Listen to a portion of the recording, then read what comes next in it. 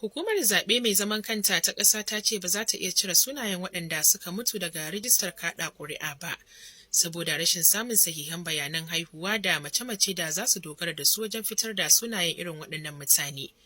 Kwamishinan Inec na ƙasa kuma shugaban kwamitin yaɗa labarai da wayar da kan masu kaɗa ƙuri'a, Festus Okoye ya ce hukumar ba za ta iya cire sunayen ba bisa ƙa'ida ba. Don haka ya buƙaci 'yan Najeriya da su marawa hukumar baya wajen tsaftace rijista. Wannan na nuna cewa 'yan Najeriya na iya shiga zaɓukan shekara ta 2023 da rashin rijistan masu zaɓe.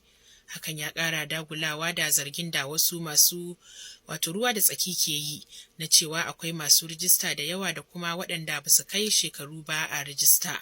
Sun yi nuni da cewa rashin rijistan na iya yin tasiri ga sahihancin zaɓukan tare da sanya hukumar ta yi asarar kuɗaɗe da ba dole ba, ganin cewa hukumar za ta iya buga katin zaɓe ga waɗanda suka yi rijista.